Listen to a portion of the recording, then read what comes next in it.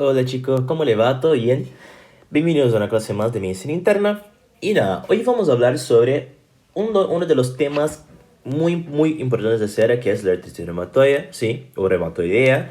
Ustedes la pueden encontrar entre los dos temas más tomados junto con lupus, pero son cosas específicas, así como todos los temas, voy a decir las cosas específicas que tienen que saber, no tienen que saber todo, ¿sí? Y además de eso vamos a ver algunas otras patologías que también están asociadas al sistema osteoarticular y al sistema reumatoideo, ¿sí? Después, para la próxima clase, mi idea es hacer como un compilado de todo lo que serían las alteraciones óseas que ustedes pueden encontrar, osteoporosis, osteocondrosis, etc. Es decir, quiero que ustedes sepan diferenciar cuáles son las patologías óseas y no confundir en el examen, ¿sí? Pero por ahora vamos a ver primero lo que es la artritis, es decir, las alteraciones de las articulaciones. Bien, la artritis reumatoidea, ¿sí? Es una artritis que está asociada a una respuesta autoinmune, es decir, no es por una alteración en el hueso en sí, sino que una respuesta autoinmune que lleva a digamos, una inflamación de la articulación, una artritis, ¿sí? El blanco, sí, de ese ataque del sistema inmune es el tejido sinovial, que prolifera en forma descontrolada y provoca una inflamación articular. Es decir, el líquido sinovial es el que desencadena toda la respuesta inmune. Hay anticuerpos que se forman contra ese líquido sinovial y terminamos teniendo esas situaciones, esa guerra, digamos, en la articulación. Todo ese antro de guerra, nosotros vamos a denominar panos, ¿sí? Ese escenario, digamos, de guerra entre el sistema inmune y la articulación, el tejido sinovial, nosotros vamos a denominar panos. El panos sería justamente el dolor, el calor, el rubor, o sea, la tetra de Celsius asociada a esa articulación, también asociada a las lesiones que van a encontrarse en el hueso, ¿sí? ¿Por qué? Porque sabemos que en una respuesta inmune nosotros tenemos números interleuquinas, tenemos enzimas, tenemos gránulos, ¿sí? Y todo eso termina danificando al hueso cortical. Entonces, toda esa escena nosotros vamos a denominar panos. Bien, la fisiopatología del por qué hay esa respuesta inmune contra el tejido sinovial está muy asociada a ese gen, el HLA-DR4. Nadie les va a preguntar, no se preocupen, ¿sí? Pero lo que sí se pregunta es, ¿ese anticuerpo que se forma contra el tejido sinovial es un anticuerpo muy específico que nosotros vamos a denominar factor reumatoideo, ¿sí? Nosotros ya dijimos en la otra clase que ese anticuerpo puede estar presente en muchas patologías,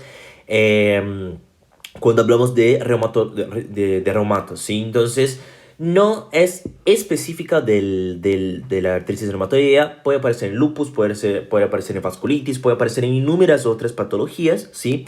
Pero va a estar presente en una patología reumática específica. ¿Por qué? Porque hay algunas patologías que no presentan el factor reumatoideo. Entonces nosotros, cuando tenemos la sospecha diagnóstica, podemos guiarnos por eso. Podemos preguntar, bueno, ¿tiene o no tiene factor reumatoideo positivo? Tiene, bueno, entonces voy a pensar en esas patologías. No tiene, entonces voy a pensar en otras patologías, ¿sí? Bien, ¿cuál es la característica? Normalmente es una inmunoglobulina M, ¿sí? Pero, cuando nosotros hacemos la prueba para encontrar ese anticuerpo que se denomina prueba de látex, esa prueba va a encontrar apenas la inmunoglobulina M. Yo puedo tener un factor reumatoideo que sea una inmunoglobulina G o una inmunoglobulina A. Sí, perfectamente, ¿sí? Por ese motivo, la prueba de látex a veces puede venir negativa, es decir, las pruebas que detectan el factor reumatoideo pueden ser negativas. O sea, puedes tener, por ejemplo, una artritis reumatoidea con factor reumatoideo negativo. Eso no significa que no tiene, y sí que la prueba no detectó, ¿sí? Porque depende mucho del tipo de inmunoglobulina que tiene, ¿ok? Bien, los pacientes se quejan de una rigidez matinal. Siempre en el caso clínico ponen eso de la rigidez matinal, ¿sí? Que sería justamente la dificultad del movimiento articular al levantarse o luego de permanecer en una posición a lo largo del tiempo. Tiene mucha fatiga, ¿sí? Pero la principal clínica es articular. ¿Qué va a pasar? Vas a tener una artritis, es decir, una inflamación, ¿sí? De las articulaciones que es de manera simétrica. Y eso es lo que quiero que ustedes empiecen a separar cuando hablamos de hueso ahora, ¿sí? Quiero que ustedes tengan bien en claro lo que son las alteraciones simétricas y asimétricas, unilaterales y bilaterales, ¿sí? Porque es así que vas en un caso clínico terminar diferenciando los diferentes tipos de patologías, ¿sí? Bien, vas a tener un tipo de alteración, sí, que nosotros decimos cuello de cisne, donde tenés esa artrosis, sí, y hace con que el dedo quede en esa forma. Bien, además, los dedos suelen irradiarse de manera cubital, ¿sí? Es la clásica imagen que ustedes van a ver, que ustedes vieron en diagnóstico por imágenes, donde los huesos iban a ser cubital, ¿sí? La mano de la persona era así, más o menos, ¿sí? Bueno, eso es característico justamente por la artrosis, ¿sí? Eso termina luxando las articulaciones y llevando hacia de manera cubital. Bien, pueden tener eso que se denomina tenosinovitis, ¿sí? Que sería justamente esa inflamación del tendón, que normalmente es del flexor de los dedos, ¿sí? O extensor. Pueden tener ese signo que es el signo de la tecla en la muñeca, sí, muñeca en tecla, donde hay esa depresión de la muñeca, ¿sí? Como si alguien hubiera presionado, ¿sí? Como si fuera una tecla. Bueno, es muy característico, es como si fuera el question system, pero en la muñeca. Y es muy característico de la artritis reumatoidea. Pueden tener los denominados, y esto entró en un examen una vez, que es los quistes sinoviales, ¿sí? Que son quistes que se forman a nivel de las bolsas sinoviales y son quistes que terminan comprimiendo algo o si no terminan comprimiendo algún nervio y produciendo dolor. A esos quistes nosotros decimos quistes de Baker. En la columna suelen tener una afección de las articulaciones C1 o C2. Pregunta del doctor Bertini en el final de carrera, ¿sí? ¿Cuál es la articulación más común en las afecciones reumatoideas? Es la articulación C1 y C2, ¿sí? O sea, es decir, la atlanto-axoide.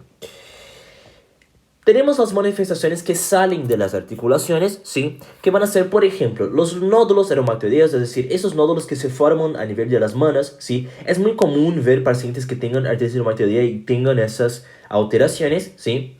Podemos tener los denominados bursitis, que es la infección de las bolsas sinoviales. Podemos tener la formación de adenomegalias y anemia de trastornos crónicos. Y podemos tener esas afecciones de acá. Y eso, quiero que ustedes sepan, no todas, pero que sepan más o menos pensar en una u otra, porque te puede preguntar cuál es la afección ocular, cuál es la afección pulmonar, cuál es la afección cardíaca y por ahí va, ¿sí? A nivel ocular tenemos la episcleritis, ¿sí? Si ya cruzaron oftalmos van a saber qué es, si no, no pasará. Y la escleritis. Las alteraciones pulmonares, el principal es el derrame pulmonar. Acuérdense que una de las causas de exudado era justamente la artritis reumatoidea y el lupus eritematoso sistémico, ¿sí?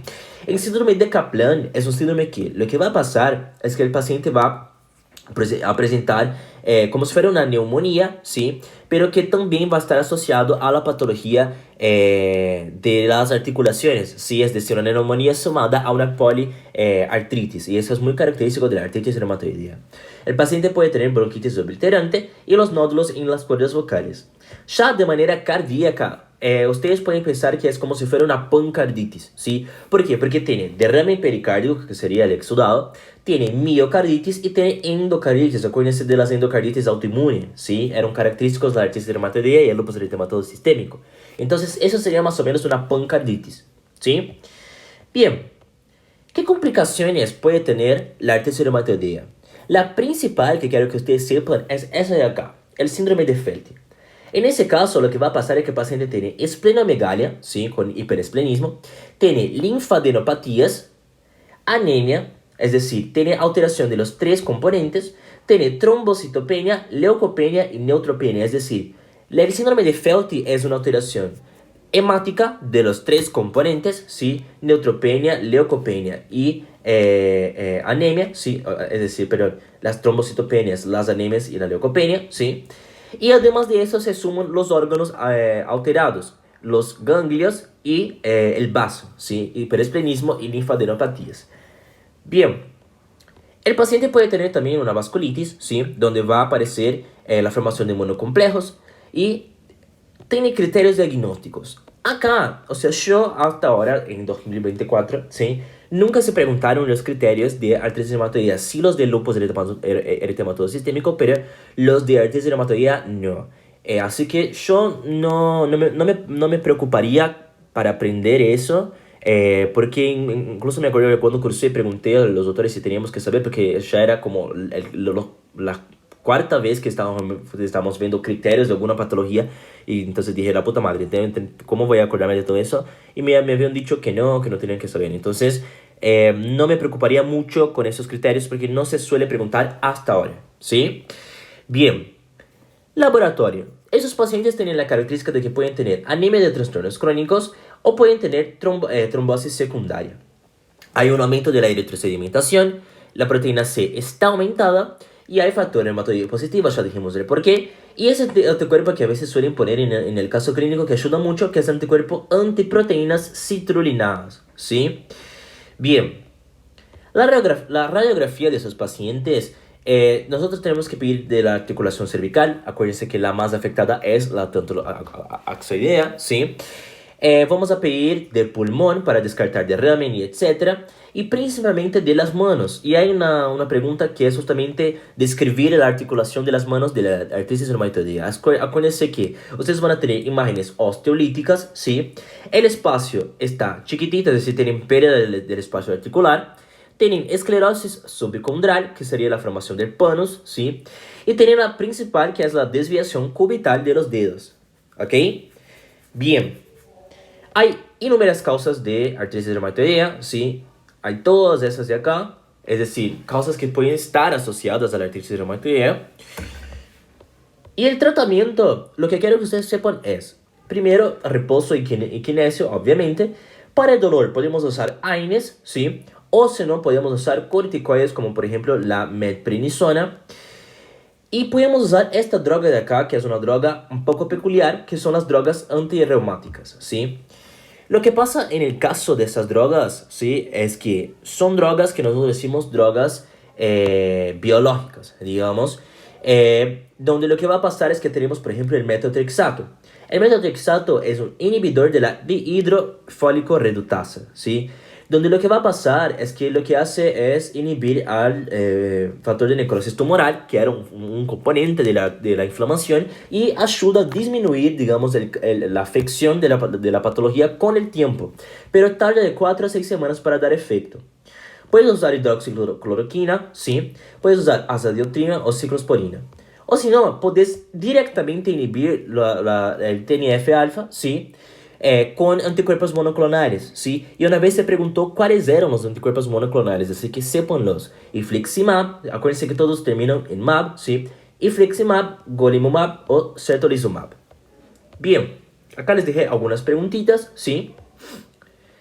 Y vamos para los otros temas que pueden alterar las articulaciones, ¿sí? Tenemos, por ejemplo, la artritis séptica.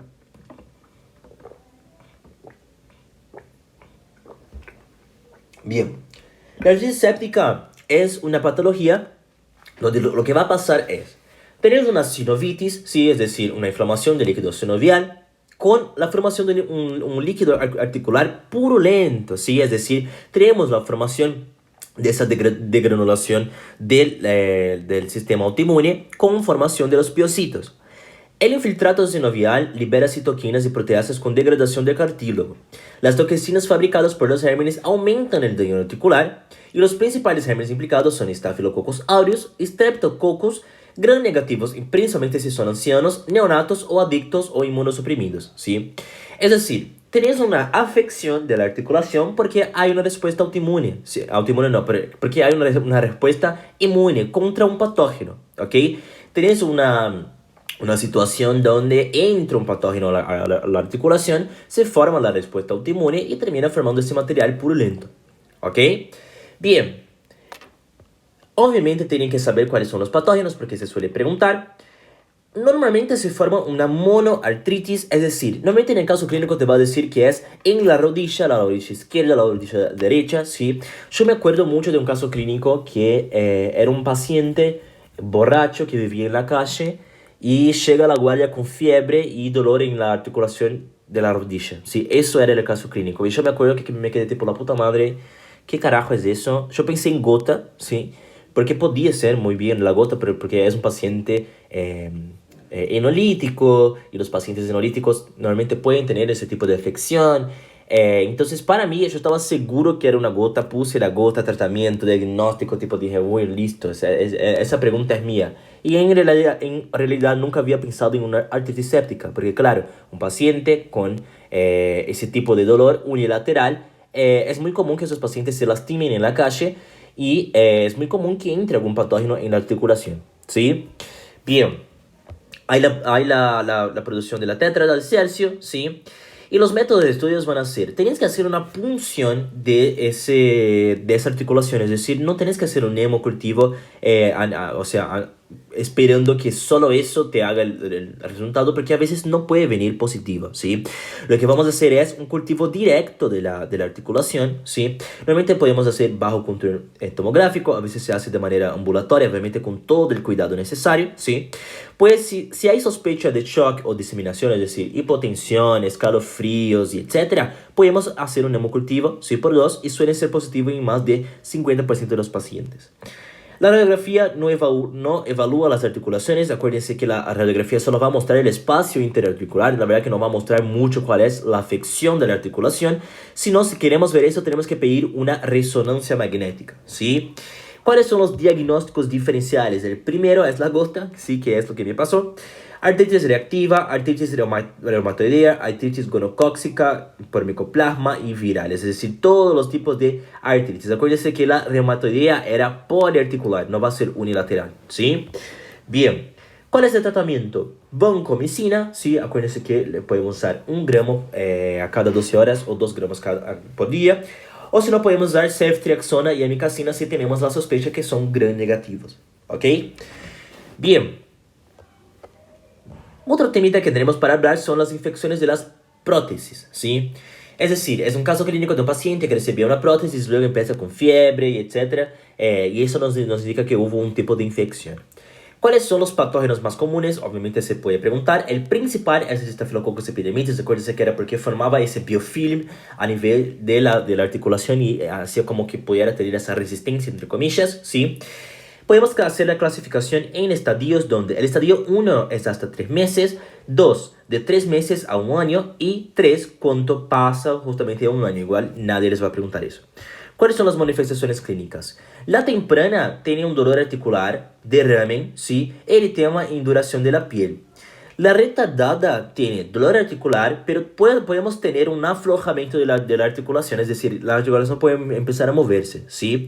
Y la forma tardía es más o menos lo mismo, pero acá aparecen los síntomas de infección aguda, ¿sí? Es decir, el paciente puede presentar todo lo que sería taquicardia, temblores, hipertermia, etcétera, ¿sí? Y en ese caso ya es un caso más quirúrgico, más que nada, ¿sí? Para el método de estudio podemos hacer una eritrosedimentación, vamos a ver que va a estar bien aumentada.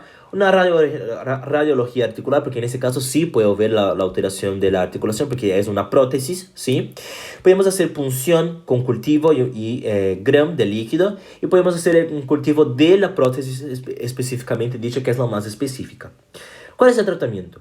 Si es temprana, si no tenemos el aflojamiento de la articulación, nosotros podemos hacer el devidramiento quirúrgico de la articulación y seguir con antibióticos, ¿sí? Si es retardada o tardía, que eran los otros dos tipos, nosotros podemos tenemos que hacer el retiro de la prótesis sí o sí, ¿sí? Donde nosotros podemos hacer en un tiempo donde se retira y se reemplaza, o 2 tiempos donde primero se desvía, se cultiva, encontramos cuál es el patógeno y luego vamos a poner otro tipo de articulación protésica, ¿sí? Eso sería el tratamiento. El tratamiento entonces básicamente es sacar la articulación, sacar la prótesis, ¿sí? En una voy a empezar con antibióticos y voy a sacar la prótesis y en otra voy a esperar un tiempito para hacerlo, ¿ok? Bien. Y por último tenemos la artritis gonocóxica, ¿sí? Donde en ese caso lo que pasa es que vamos a tener la formación es un paciente que tiene un tipo de ITS, ¿sí? La gonorrea. Y esa gonorrea puede terminar impactando en las articulaciones, ¿sí? Donde el paciente va a tener artritis y artralgias. El paciente va a tener la tríada que es poliartralgias, ¿sí? Tenosinovitis y lesión cutánea. Es decir, el paciente tiene lo que serían las lesiones asociadas a la gonorrea, ¿sí? ¿Cuáles son los métodos de estudios? Podemos hacer una punción articular, podemos hacer un recuento de blancos, y podemos justamente ver que esos pacientes van a tener una glucosa baja y una LDH elevada justamente por ser una bacteria. Vamos a hacer una serie de hemocultivos, ¿sí? Y vale recordar que así como pasaba en el síndrome antifosfolipídico, aquí podemos tener coexistencia de otras patologías y otros diagnósticos como la VDRL, ¿sí? ¿Cuál es el tratamiento? Ceftriaxona, 1 gramo por día, ¿sí? Pero todos los pacientes deben recibir además doxiciclina 2 veces por día para cubrir infecciones sexuales por clamidias, ¿sí? Pero bueno, en este caso lo que pasa normalmente es que esos pacientes suelen tener es un caso clínico de un paciente con justamente la característica de la ITS, normalmente pacientes jóvenes, pero que también te dice que tiene una poliartritis, ¿sí? Y eso es como muy característico de la artritis gonocócica, ¿ok? Bueno, esos son más o menos lo que quiero que sepan para la clase de hoy y cualquier cosita me avisan. Nos vemos en la